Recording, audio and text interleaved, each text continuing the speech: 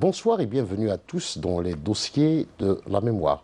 Aujourd'hui, nous allons revenir tout au long de cette émission sur le martyre des condamnés à mort dans les geôles coloniales pendant la guerre de libération nationale. Il s'agit d'évoquer notamment leur vécu dans les couloirs de la mort et la hantise de la guillotine. Cette machine infernale que certains surnommaient El Hemhama et d'autres la veuve.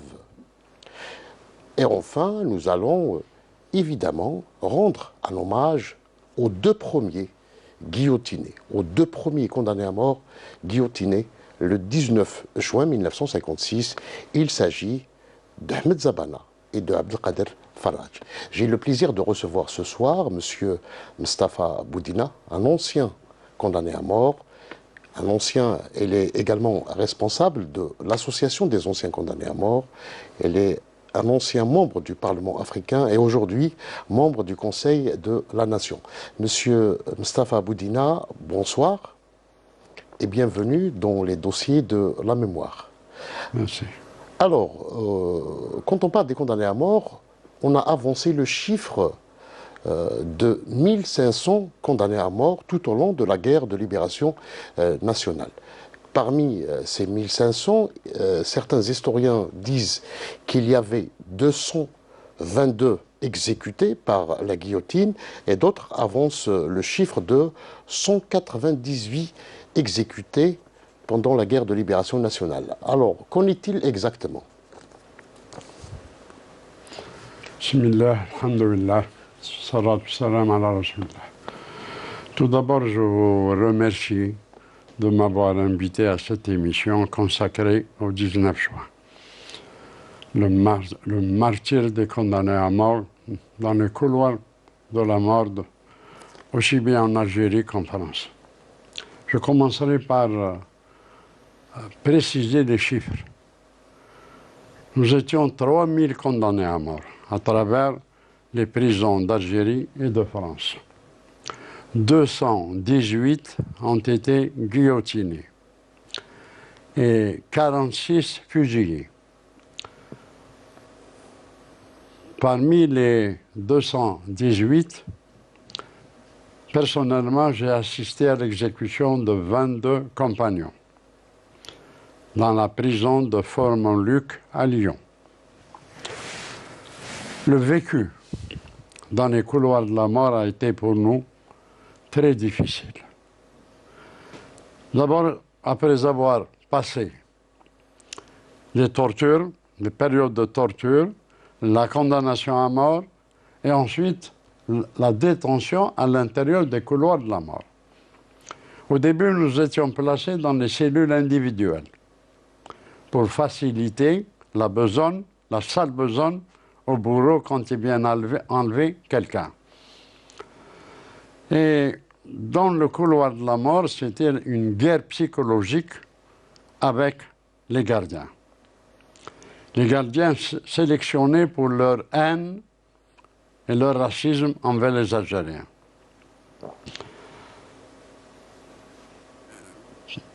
Pour pouvoir.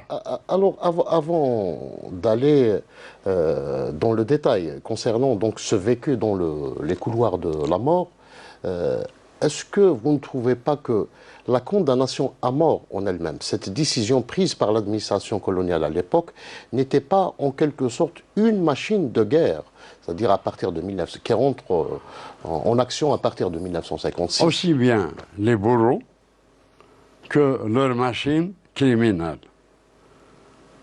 La machine criminelle qui a opéré en Algérie, je cite un exemple, est la même que celle qui a tranché la tête du roi de France, Louis XVI. Cette machine n'a pas fait peur aux condamnés à mort. Au contraire. Nous avons commencé par l'exemple à prendre du frère Zabana et du frère Faraj. Ils ont été les premiers exécutés. Le courage du frère Zabana nous a... C'était pour nous une espèce d'émulation. Dans la cellule individuelle, quand on faisait la prière, on se disait, Ya Rabbi, donne-nous le courage de faire comme Zabana ou plus. Vous évoquez Zabana, on doit rappeler que Zabana, qui a été désigné par l'Arbi ibn Mehdi en personne dès le déclenchement de la guerre de libération nationale en zone 5, responsable de la zone de Mohammedia, il sera arrêté le 8 novembre 1954, interné dans un camp de concentration, ensuite jugé, je pense le 5 mai 1955, et puis condamné à mort le 20 mai 1955. Exact, Oui. exact. Ce que nous avons retenu Oui. de l'histoire du frère Zabana, ce que vous venez de dire, c'est exact, mais c'est surtout au moment de son arrestation. Oui. Au moment de son arrestation, il a préféré se donner une balle dans la nuque pour ne pas tomber vivant entre les mains de l'ennemi. Cette balle, malheureusement, ne l'a pas tué. Il est resté gravement blessé. Arrêté, il a été transféré dans un hôpital. Et le pire, c'est que même gravement malade, gravement blessé, il a été torturé sur son lit d'hôpital. Les tortionnaires étaient pressés de lui arracher des aveux qu'il n'a pas donnés. Ensuite, dans le couloir de la mort, il s'est trouvé avec des compagnons qui ont survécu après lui jusqu'à l'indépendance. 5. Je n'ai pas les noms en tête, mais 5 compagnons ont survécu après l'indépendance. Parmi eux, il y avait M. Ali Zamoum. Il était compagnon de cellule de Zabana, qui a donc d'ailleurs dans ses mémoires, il a évoqué cette attitude digne de Zabana face à la guillotine. De toute façon, aussi bien Zabana que Ali Zamoum, ils ont été parmi les premiers du 1er novembre.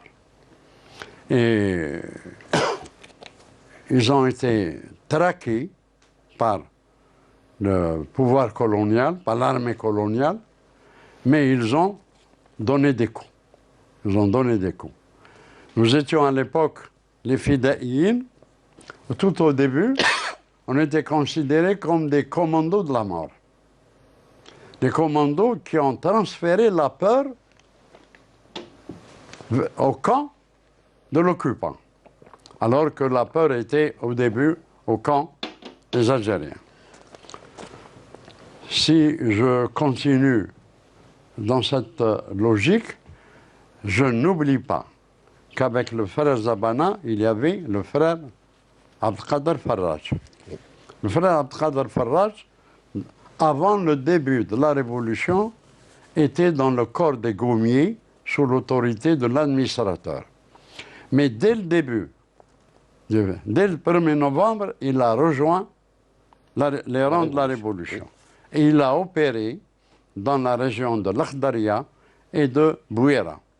Arrêté, lui et son frère. Son frère, Makhlouf. Leur mère était devenue folle à la recherche de ses enfants. Elle a fait toutes les prisons, tous les camps, sans retrouver ses enfants. Elle s'est présentée à la prison de Serkadji pour apprendre que son fils Abdelkader a été guillotiné 3 jours avant. Elle s'est évanouie et pour la consoler, les geôliers lui ont ramené en visite son frère, son fils, son deuxième fils, Makhlouf. Malheureusement, une année après, Makhlouf aussi a été exécuté.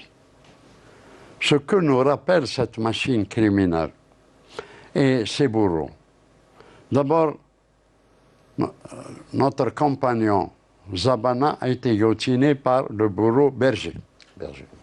Tandis que les autres qui ont suivi ont été, les autres qui ont été exécutés à Sirkadji ont été assassinés par Maurice Fernand Messonnier. Maurice Messonnier, le père, oui. Il avait avec lui son fils Fernand, qui avait 16 ans. Le 16e anniversaire de son fils Fernand, son père lui a donné les commandes pour commettre sa première exécution. Et le soir, dans le restaurant-bar en face du palais du gouvernement, ils ont célébré l'anniversaire et la fête de la première exécution opérée par Fernand, le fils. Je saute à la fin de ces deux bourreaux. La fin de ces deux bourreaux. Qui ont été exécutés par les responsables de la zone autonome d'Alger. Oui, mais à la fin, au début de l'indépendance. Oui. Fernand s'est enfui à Tahiti. Maurice, le père, est resté jusqu'à l'indépendance. Et après l'indépendance, ils se sont retrouvés à Paris, où Dieu les a punis. Ils sont morts tous les deux d'un cancer à la gorge. Ceci pour ces bourreaux. Et le bourreau Berger a été justement exécuté par les responsables de la zone autonome d'Alger, n'est-ce pas? Vous voulez répéter la question? Je disais que le bourreau Berger, il a été exécuté par les responsables de la zone autonome d'Alger. Non, pas Berger, c'est un membre des bourreaux. C'est Dodin ou quelque chose comme ça. Dodé. Il s'est jeté ou on l'a jeté du 4e étage. Et le deuxième, Berger est mort de mort naturelle. Mais c'est un autre membre du groupe de criminels qui a été abattu par un fidèle. Je n'ai pas le nom en tête. Alors, revenons maintenant à l'exécution de Zabana et de Faraj. On est en 1956, il y avait l'intensification de la lutte de libération nationale. Est-ce que vous ne trouvez pas que cette exécution était une exécution, pour l'exemple, était une exécution politique pour instaurer une certaine terreur dans les rangs de la Révolution? Je qualifie l'exécution des frères Zabana et Faraj et de tous les autres frères qui ont suivi d'assassinat. L'assassinat de prisonniers de guerre. Parce que nous étions des militaires en service commandé. Autrement dit, des commandos de l'Island. Ça, c'est ce que la France n'a pas reconnu jusqu'à l'indépendance. Tous ceux qui ont été exécutés, le GPRA, dans une conférence de presse internationale à Genève, donnée par le frère Mohamed Yazid, qui était ministre de l'Information, a déclaré que tous les condamnés à mort sont des officiers de l'ALN en service commandé. Et au niveau de l'ONU, notre gouvernement provisoire de l'époque a intervenu pour faire admettre que nous étions des prisonniers de guerre, mais malheureusement, le dernier président, qui était le général de Gaulle, a continué à nous considérer comme des détenus de droit commun.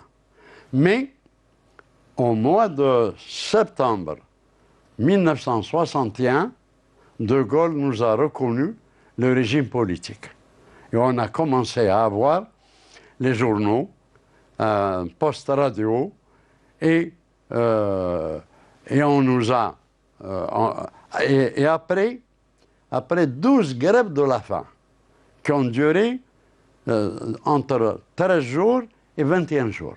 On a obtenu le régime politique. Et on a eu droit à la salle de prière, on a eu droit à la salle des cours, et on a eu droit à la presse écrite. Mais c'était à la fin, pratiquement, de la Révolution. J'avais personnellement comme avocat Maître Ben Abdallah, qui était le responsable du collectif des avocats. Avant de revenir sur votre parcours personnel, j'aimerais bien vérifier un certain nombre de détails lors de l'exécution de Zabana notamment. On dit que le couperet de la guillotine s'est arrêté. Je commence par notre frère Zabana. Oui. Allah yarhamou.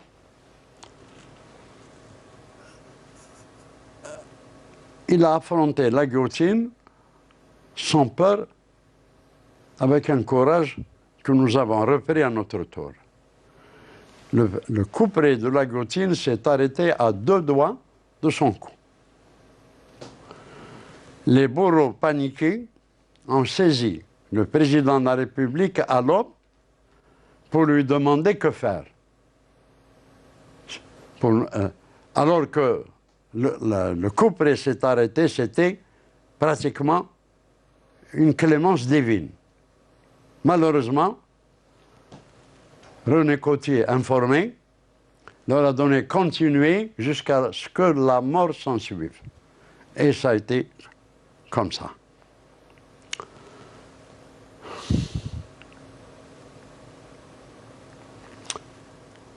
J'ai vécu aussi d'autres exécutions. Il y a cette exécution de Bougoundoura, qui était également... J'ai été le compagnon de Miloud Bougoundoura et Makhlouf Abdelkader. Bougoundoura était le responsable de son commando et Makhlouf son adjoint. Bougoundoura était marié à une Française. Dans les discussions,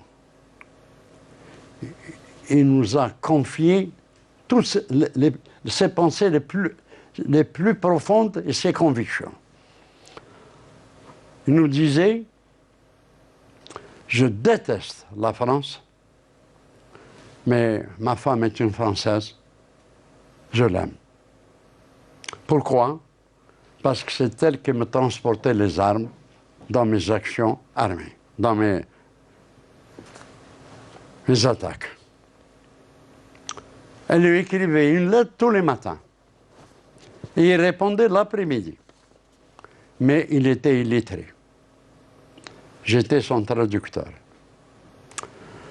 Le jour de son exécution, avant l'exécution, il m'a confié son courage, ses convictions, en me disant, j'ai été torturé, et c'est vrai. Il a subi tous les sévices, y compris de la bouteille. Ils n'ont rien obtenu de lui. Avec une barre de fer, ils lui ont fracassé le crâne. Il est resté 3 mois à l'hôpital. Ils ont fini par lui greffer une peau pour cacher son cerveau. Il me disait, tu sais pourquoi? Non, je n'ai pas avoué, parce que moi je suis un chaoui. Un chaoui ne montre jamais ses faiblesses devant sa femme. Et en plus, un chaoui qui déteste la France. Le jour de son exécution, c'est très douloureux. Le jour de son exécution, ils ont passé son adjoint le premier, Makhlouf. La tête de Makhlouf tombait à terre, sautillée et le sang giclait. Le frère Bougoundoura, ses mains menottées au dos, s'est mis à genoux pour embrasser la tête de son compagnon. Les bourreaux étaient paniqués. Ils se précipitaient pour l'empêcher, mais il a fait ce qu'il voulait faire. Le frère Boukhmis Tafer, le jour de son exécution, Le colonel Morel lui a offert une dernière cigarette. Il lui a repoussé sa main en disant « Je ne fume pas ta saloperie ». Le FLN me paye des cigarettes jusqu'à la dernière minute. Et il a sorti sa propre cigarette, il l'a allumée, tiré 2 bouffées, il l'a jetée. Il s'adresse au bourreau. Bourreau, fais ta seule besogne. Je suis pressé de rejoindre le paradis de Dieu. L'imam intervient en lui disant « Mon fils, fais ta prière, puisque tu vas mourir. » Il lui a rétorqué « Si tu es un vrai musulman comme moi j'ai déjà fait ma shahada, ma prière. Toi, si tu es un vrai musulman, ta place est avec les frères au maquis et non pas avec ces mécréants. » Le frère Khalifi Abdelkader. Le Khalifi Abdelkader, on avait le même âge, 18 ans. Son exécution a été ébruitée par le ministère de la Justice, une semaine avant. Nos avocats ont été informés. Ils ont alerté l'opinion publique internationale. Il y a eu la réaction des chefs d'État. À l'époque, Khrouchtchev, l'Union soviétique, la reine d'Angleterre, la reine de Monaco, le pape, le roi Mohamed V et le président Bourguiba. Des télégrammes demandant sa grâce au général de Gaulle. Le général de Gaulle leur a répondu par une seule phrase, dans un discours, que la justice française suive son cours. Il voulait dire que l'injustice française suive son cours. Et il a été... Tous ses compagnons auxquels j'ai assisté ont laissé un message.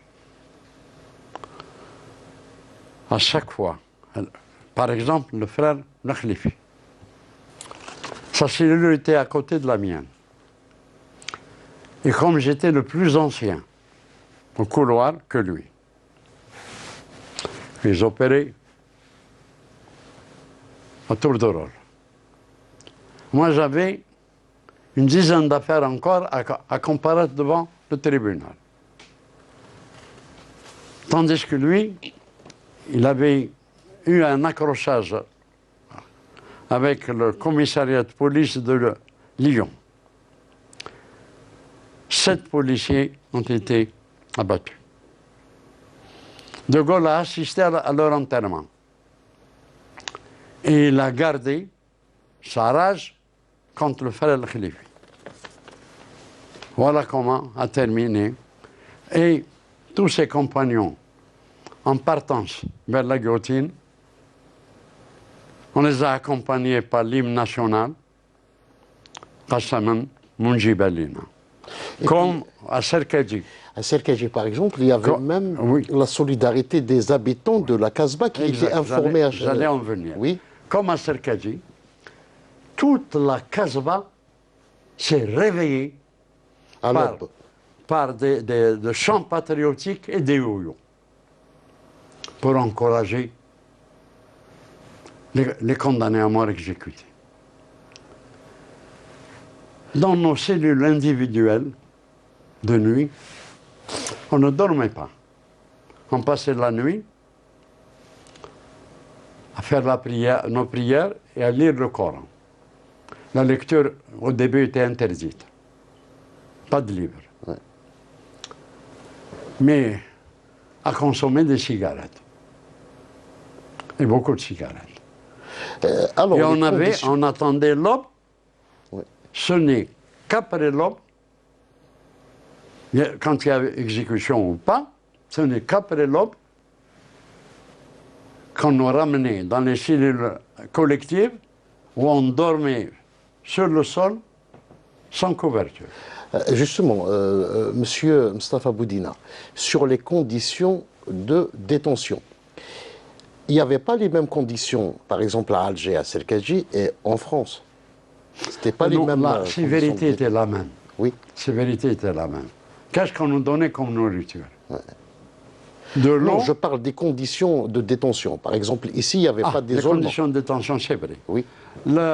À Serkadji ou à Constantine. Oran ou à Constantine, et, les Ils condamnés étaient à mort 5. sont placés ensemble dans des salles. 5, 4 Dans par des la salles. salle, oui. Tandis que la prison où j'étais à Néa, c'est la journée. Il a fallu faire la grève Oui. de la faim. La journée par groupe de 5 et la nuit, les nuits individuelles.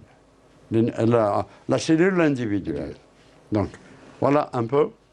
Il y a un autre non, globalement, ils ont laissé un message. Et en tant que porteur de message, depuis l'indépendance, je ne fais que le transmettre à la jeunesse. Ce message est le suivant. Dès que la horde criminelle ouvre la cellule du condamné, ses premières paroles, Allahu Akbar. يا خوتي اليوم دالتي سلموا لي على الجزائر الحرة المستقلة سلموا لي على الأئمة قولوا للشبيبة الجزائرية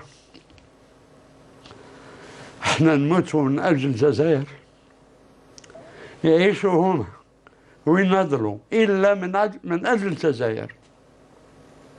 Ce message est beaucoup plus long, mais je le résume de cette manière. Ouais. Beaucoup d'émotions, Monsieur Boudina, donc en se rappelant de ces moments pénibles que vivaient les condamnés à mort, dont la hantise, cette hantise de la guillotine. Je sais que beaucoup de condamnés à mort se sont mis, par exemple, à étudier, alors qu'ils attendaient, à étudier, à faire des études, c'est-à-dire. Ouais, de toute façon, avant d'affronter la guillotine, on connaissait même ces pièces détachées. La curiosité, d'un côté, de l'autre, l'information par nos avocats.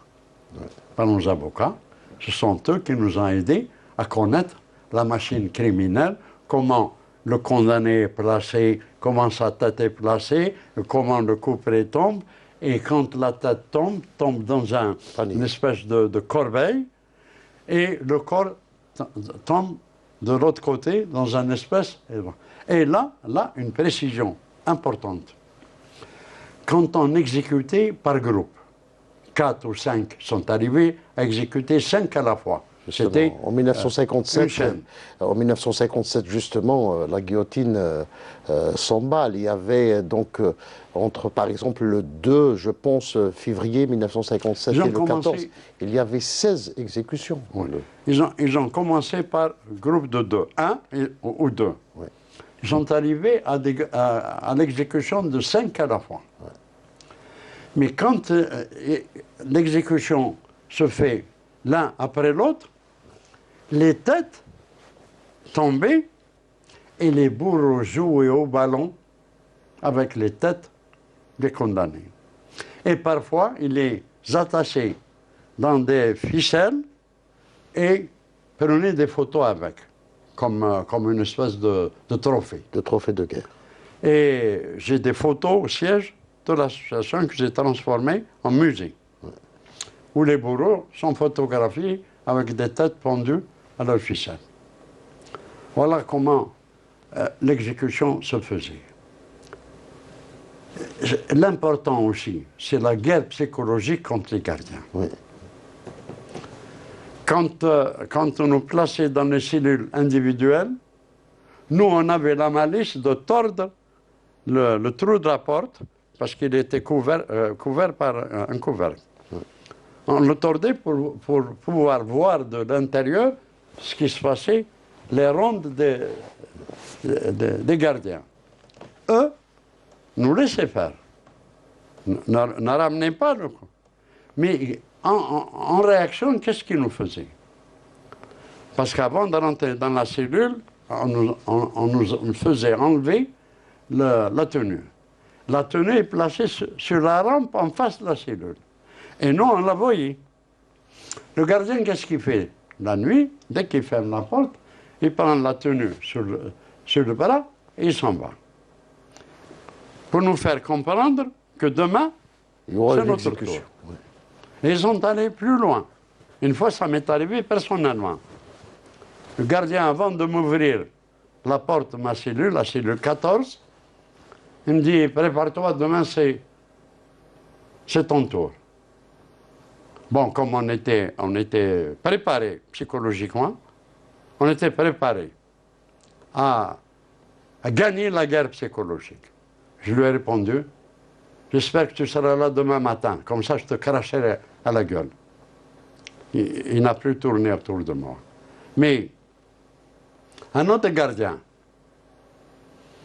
dès qu'on sortait en promenade, il se mettait à haute voix. Ah, vous voulez votre indépendance. Vous l'aurez quand les poules françaises auront les dents. Et tous les jours la même chose. Le jour de notre transfert, vers un camp, c'était le premier pas vers la liberté. Après les négociations d'Évian, évidemment, après le cessez-le-feu. Avant les accords. Oui. Avant les accords, on nous a De Gaulle a réuni tous les condamnés à mort d'Algérie et de France dans un camp qui s'appelle le camp de Vadnet. De Vadnet, oui. Ce camp, avant d'y arriver, à la sortie de la prison de Montluc, ce gardien s'y trouvait. Je l'ai appelé, Joseph, est-ce que les poules françaises ont eu leurs dents? Il m'a répondu, eh oui, les Français sont des cons. Voilà comment. Et en plus, pour ne pas prouver notre faiblesse, quand il y a eu des exécutions, les débuts, on jeûnait, on ne mangeait pas. Mais on était vraiment tristes. On passait une journée de tristesse après chaque exécution. Mais lorsqu'on a compris que les gardiens se réjouissaient, on a cessé de faire de jeûner. Et on a cessé aussi de montrer notre tristesse. C'était comme ça qu'on a vécu dans les couloirs. Et puis il y avait la menace, puisque vous parlez de ce transfert des prisonniers d'Algérie vers la France, parce qu'il y avait la menace de l'OAS qui a commencé à exécuter. C'était après le putsch contre De Gaulle. Oui. Et l'OAS, la naissance de l'OAS, et l'OAS a commis un crime. À Oran, par exemple. À Oran. Oui. Ils sont déguisés en gendarmes. Ils ont pénétré la prison, ils ont extrait quatre compagnons qu'ils ont brûlés à 100 mètres de la prison. Et nous-mêmes, ayant appris ce coup, on a décidé, j'étais le président du comité de détention. Ouais. Un matin, celui qui nous servait à la bouffe était un droit commun. Condamné à 7 ans parce qu'il a déserté l'armée française. C'est lui qui nous servait à manger et qui sympathisait avec nous. Un matin, quand on a appris le coup d'Oran, le surveillant et ce droit commun, je lui dis, arrête, appelle le surveillant-chef. Le surveillant-chef arrive, je lui dis, à partir d'aujourd'hui, si le repas que vous nous servez n'est pas goûté d'abord par vous-même, nous resterons en guerre. Il a sauté en l'air en me disant, impossible, jamais. On a rejeté le service. 3 jours après, il est revenu. Il a goûté la soupe, en fait, de l'eau avec des vermicelles, avec une quinzaine de vermicelles dans l'eau. C'est ça le régime. Et un jour, le serveur me dit, qu'est-ce que vous avez fait aux surveillants? Ils ne sortent plus de la cuisine. Voilà un peu la guerre psychologique, ouais. Comment elle se déroulait. Mais, ce qui était bien, au début, quand on s'est trouvé au couloir de la mort, il y avait des frères qui recevaient des mandats de leurs parents, d'autres, rien. On a décidé de créer une caisse commune. Justement, la solidarité était un principe. Absolument. De créer une caisse commune, tous les mandats qui arrivaient des parents de nos compagnons sont versés dans une caisse commune. Mais plus tard, la Fédération FLN de France nous a réglé le problème en ce qui concerne les prisons de France. Mais on a eu l'information d'abord. Quand tu reçois un mandat, on va te poser la question. Qui t'a envoyé ce mandat? On avait le mot de passe. Par exemple, moi, le mandat qui arrive, avant de me donner le mandat, on me dit, qu'est-ce qui t'a envoyé le mandat? Je dis, c'est mon cousin, Boudina Mohamed. C'est le nom qui est qui figurait déjà dans le mandat. Donc le mandat est accepté. Sinon, le mandat est refusé.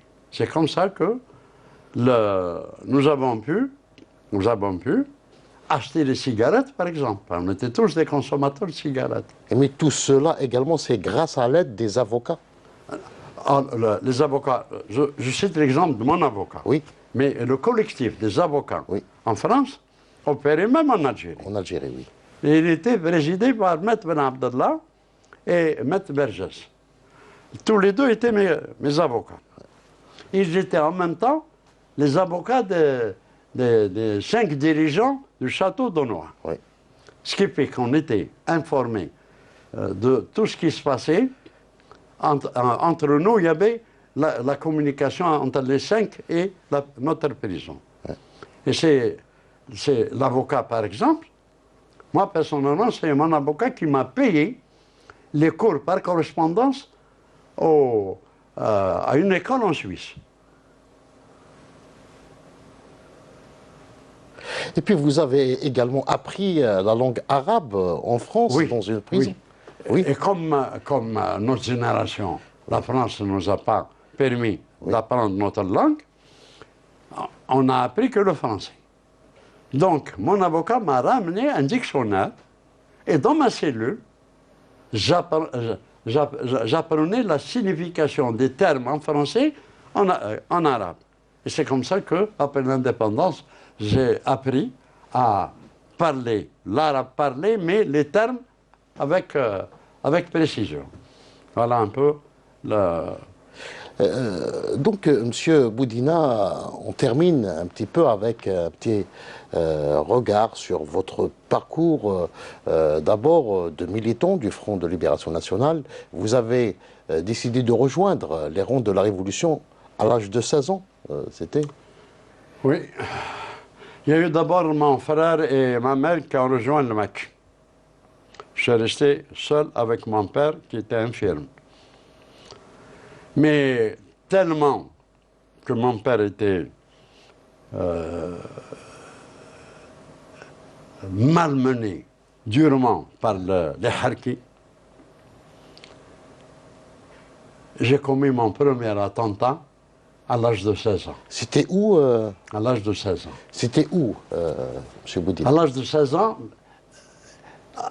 avant de rentrer dans les rangs, oui, la Révolution. Parce que mon frère et ma mère étaient au maquis et mon père malmené par les harkis, je me suis trouvé en train de me venger au début. Ensuite, ça s'est passé à la wilaya Djidjela, Texena. oui. Ensuite, j'ai rejoint Alger. Alger, j'ai eu la chance, je travaillais dans un restaurant. Le dimanche, repos. Je me baladais à la rue à Belcourt, la Khiba, la rue où il y avait une lignée de bouchers. Un fidaï intervient, le patron du cinéma, Rix, ouais. un juif, est en train d'acheter la viande.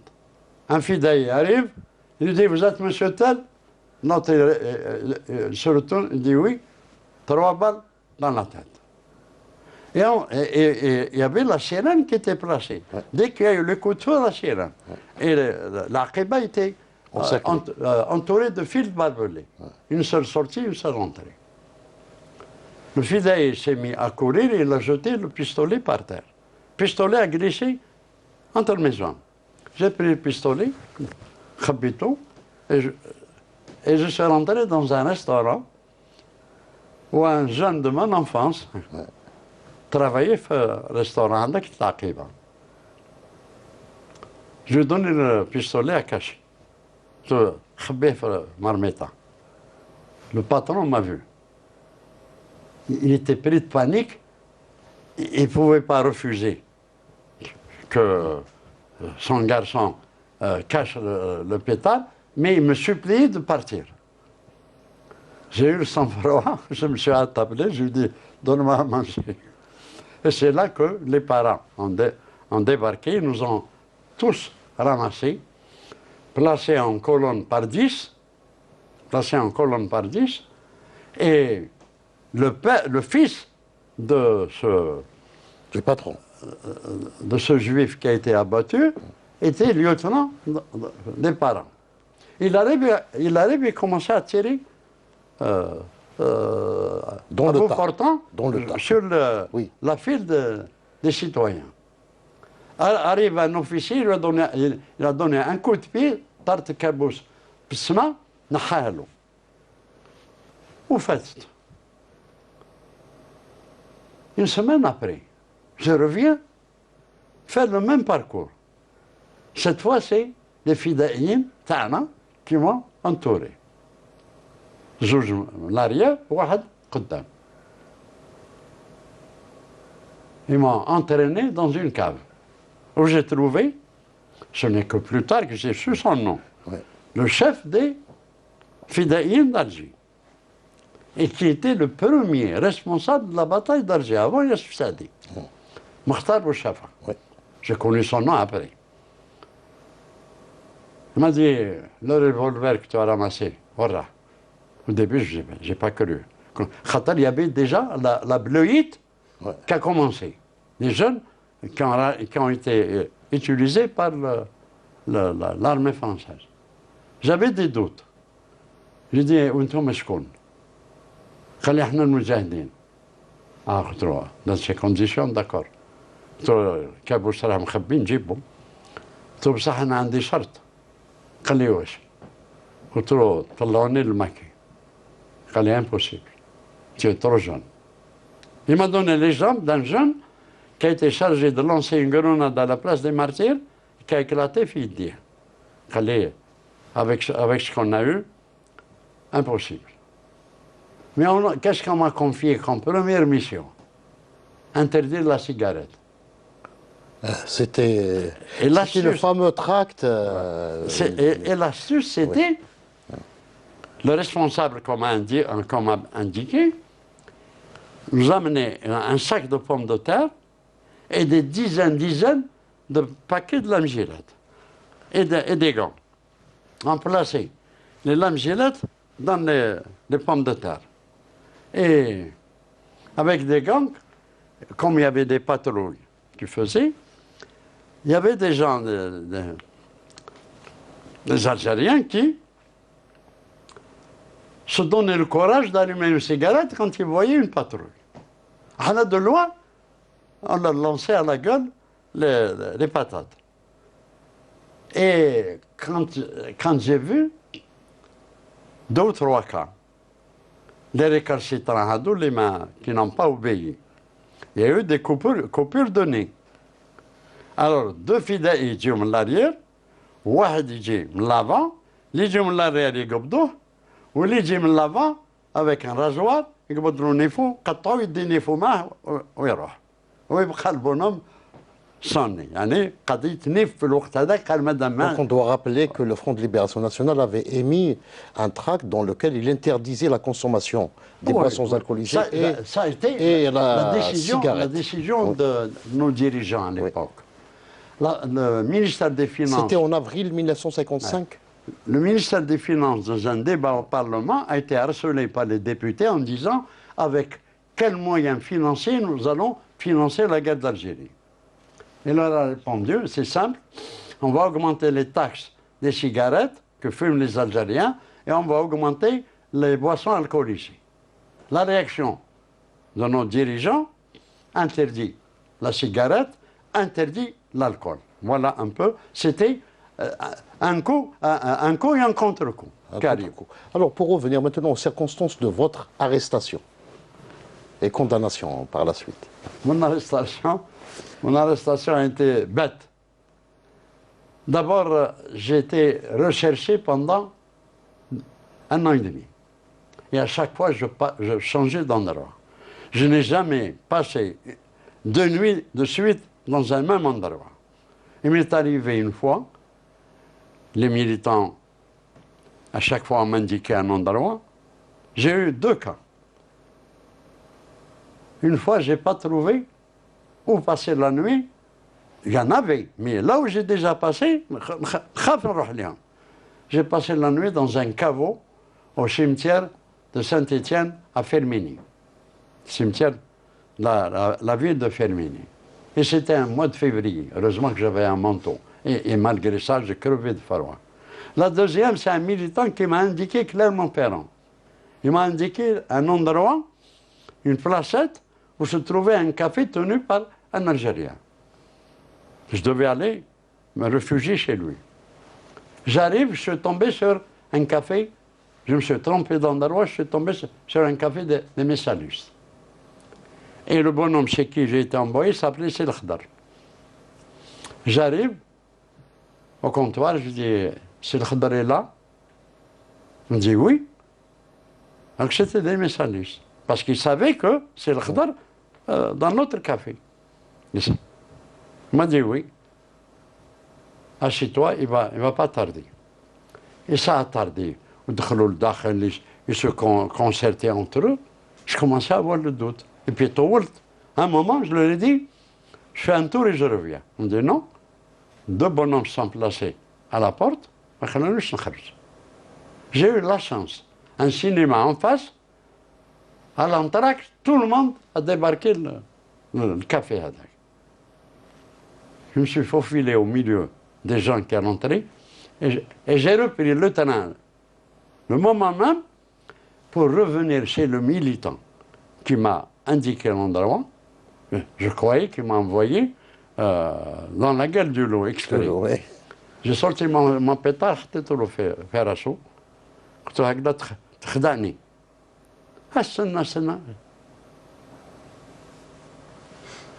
Quand je lui ai expliqué l'endroit, elle ne sait pas là-bas que je t'ai envoyé.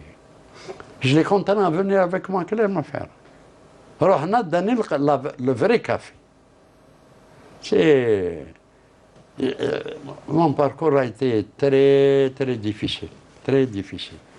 Un autre cas que j'ai eu, mon responsable du groupe de choc, c'était mon responsable. Un certain Dahak, Ammar. À chaque opération, il me choisissait pour aller avec lui. Il avait une confiance avec lui. Bon, d'abord parce que je montrais mon courage. Un beau jour, il me dit, toi et moi, on a rendez-vous avec notre chef qui vient de Marseille. Le chef à lui. رحنا القهوة rendez-vous في القهوة. À peine assis, il m'a présenté, قال له هذا هو à l'époque mon nom de guerre Hicham. قال له هذا le jeune Hicham. ريحني مع الشيف تاعو ونط قال لي أنا عندي une affaire دوك نمشي. قعدت مع الآخر ما طولش معايا. قال لي شوف j'ai une mission très difficile à te confier. Sur laquelle Khalid, tu vas abattre le chef taï. Le chef taï, on a chargé de l'abattre. Khalid, il a trahi. Impossible. Parce qu'on est des inséparables et un bonhomme comme ça ne trahira jamais notre cause. Nad, c'est un ordre, demain à minuit à tel endroit. Rendez-vous à tel endroit. Je suis rentré. À l'époque, j'étais dans un centre professionnel. Ma chambre servait d'arsenal تاع الفدائيين. قعدت وحدي يا ربي كيفاش ندير جي ديسيدي قلت غير هذه ما نديرهاش. Je ferai jamais ça. Même si je dois moi-même payer le prix. Et je me suis endormi, ma fête jusqu'à 5 heures. Je ne me suis pas réveillé jusqu'à 5 heures d'après-midi. 5 heures, je suis allé au café, toujours en train de réfléchir. À minuit, je me pointe. Je dis tant pis. Ce qui m'arrivera, m'arrivera. J'arrive, je trouve le responsable en question qui m'a chargé de cette émission, dans un grenier cette fois-ci, avec une trentaine de personnes. Des fidèles que je ne connaissais pas, de différents groupes. Ouais. Et comme les arrestations se succédaient. Donc à chaque fois, il y avait les arrestations suivies des remplacements. Il était venu pour désigner de nouveaux responsables du groupe de choc. Et il a commencé. Il a commencé par nous informer qu'à partir d'aujourd'hui, vous ne me verrez plus. Je traverse vers Tunis. Votre nouveau chef de cette région, il me présente le bonhomme qu'il m'a dit de l'abattre. J'ai transpercé du regard.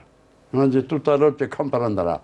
Il a commencé à indiquer Flan a été arrêté, Flan le remplace. Flan a été arrêté, Flan le remplace, etc.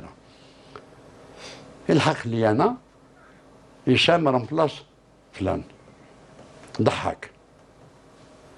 قال لي sortez par groupe de 2. الناس بدات تخرج انا نوض باش نخرج. قال لي انت استنى. استنيت. قال لي اسكو تا كومبري. قلت له جي ريان كومبري. ما فهمتش. ما فهمتش ce qui s'est passé. قال لي c'est un essai qu'on t'a fait. C'est un test. قال لي tu sais pourquoi? Pendant la Révolution, nous n'avons pas une justice organisée, un tribunal. On s'assure que les gens mettent le moche. C'est comme ça que je suis devenu le responsable d'un groupe de choc de 19 membres. Voilà un peu. Donc voilà, j'aimerais qu'on termine cette émission avec un message en 1 minute donc, à la jeunesse d'aujourd'hui, parce que pendant la guerre de libération, tous les condamnés à mort étaient pratiquement des jeunes qui se sont sacrifiés pour que vive l'Algérie libre et indépendante. Ouais. Je commence par rappeler tous les jeunes que j'ai rencontrés à travers les centres de formation et les instituts, à travers le territoire national. C'était près de 400 000, oui, près de 400 000 jeunes, pendant plusieurs années. Le débat a tourné autour du message des martyrs aux nouvelles générations. Le message que j'ai cité tout à l'heure. Et nous avons débattu ensemble du passé et de l'avenir de notre pays. Une comparaison à faire. Notre jeunesse, nous, on l'a vécu dans les maquis et dans les prisons. Mais on a vécu une période où on était déterminé à mourir pour l'Algérie. On était prêt à mourir pour l'Algérie. Pourtant, à l'époque, on n'avait ni l'Internet, ni la radio, ni la télévision, ni le téléphone. les communications, c'est des déplacements à pied de ville en ville et de montagne en montagne. Aujourd'hui, notre jeunesse, elle est privilégiée par rapport à nous, au passé. Notre jeunesse vit l'ère de l'Internet, vit l'ère de la radio, la télévision, des réseaux sociaux, etc. Tout en restant chez soi et en ouvrant leur portable, ils peuvent savoir ce qui se passe à travers le monde et dans leur pays. Le message qu'on leur donne. Et ils sont aussi privilégiés parce que c'est une jeunesse produite par nos universités. Surtout, je m'adresse aux jeunes qui ont ce niveau universitaire. Il est temps, après 60 ans là d'indépendance, de passer de la nationalité algérienne à la citoyenneté algérienne. Nous, on a vécu la citoyenneté, la nationalité française musulmane. On a arraché notre nationalité. Aujourd'hui, des années après l'indépendance, et nos universités nous ont produit des génies qui servent même les pays d'Europe dans la recherche scientifique. Nos jeunes, aujourd'hui universitaires, et cette occasion des élections d'avant-hier, normalement, doivent nous donner cette jeunesse. Et cette jeunesse prendra le flambeau pour l'édification de l'Algérie nouvelle. L'édification de l'Algérie nouvelle, ce sera le dernier mot, Monsieur Mustapha Boudina. Je vous remercie d'avoir accepté d'avoir répondu à notre invitation. Je tiens à remercier également toutes celles et tous ceux qui m'ont aidé à préparer cette émission. Et je vous remercie de nous avoir suivis. Merci et à bientôt. Merci. Et je vous remercie pour cette invitation.